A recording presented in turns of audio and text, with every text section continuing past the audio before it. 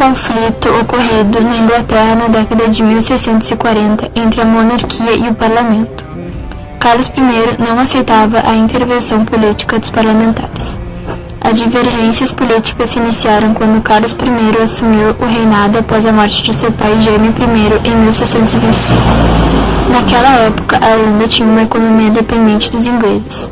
No poder, Carlos I queria aumentar a taxa dos impostos, mas dependia da aprovação do parlamento. Os parlamentares exigiram uma petição relacionada aos problemas com impostos, prisões, julgamentos e convocações do exército. Revoltado, o rei acatou as exigências dos parlamentares, porém ordenou o fechamento imediato do parlamento, que por sua vez perdeu seu direito de intervenção política por mais de 10 anos. Com mais tributos, a burguesia se sentiu prejudicada e gerou crises financeiras ao não pagar altos impostos cobrados pelo rei. O fato acabou dividindo os parlamentares em dois grupos, Dingers e Lavalers. Carlos se viu obrigado a consultar o parlamento novamente antes de estourar a Guerra Civil e resolveu ameaçar fechar a instituição novamente. Preparados, os líderes parlamentares começaram a formar as primeiras milícias para se manterem ao cargo. Cromwell liderou-se os combatentes das facções em uma investida contra os monarcas. Em 1649, o exército dos parlamentares conseguiu capturar o rei e acabou aniquilando-o brutalmente, chegando a decapitá-lo. Com a vitória obtida, Cromwell tornou-se o novo presidente do Conselho de Estado, após ajudar a dividir fatias de terra com os pequenos camponeses que lutaram a seu favor. Pela primeira vez, o sistema republicano acabou excluindo as camadas mais baixas da decisão política e governou a Inglaterra de forma severa e autoritária.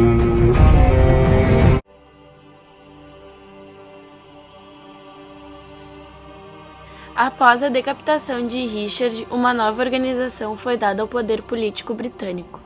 Com o apoio de partidários da realeza e setores descontentes com a ditadura de Cromwell, um novo parlamento aprovou a chegada do rei Carlos II ao trono.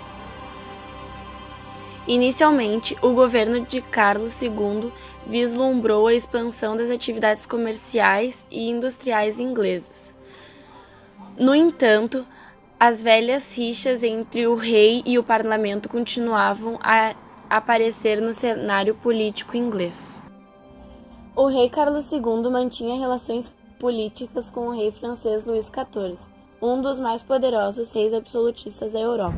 Olhado com desconfiança pelo parlamento inglês, o rei Carlos II ainda decretou novos planos de ação econômica que ampliava a burguesia britânica.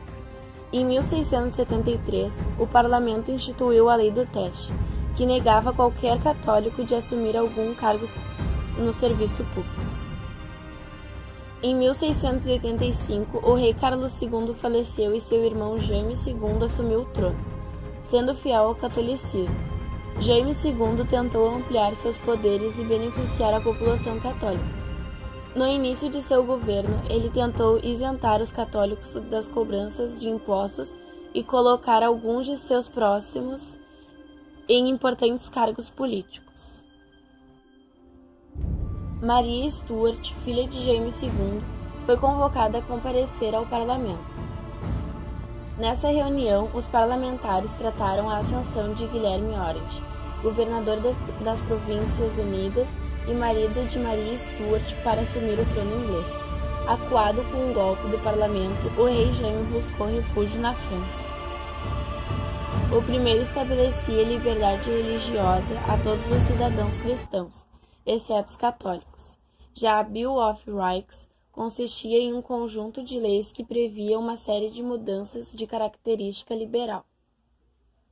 A partir de então, todos os cidadãos acusados de alguma infração teriam direito a um julgamento com a presença de um júri. Além disso, este documento previa o repúdio à punição violentas ou multas com valores abusivos. A principal entre várias mudanças imposta pela Bill of Rights tratava da relação entre o rei e o parlamento. As eleições parlamentares deveriam acontecer regularmente. Além disso, nenhuma lei parlamentar poderia ser vetada pela autoridade real e após a morte do rei. O parlamento poderia indicar o sucessor do trono inglês.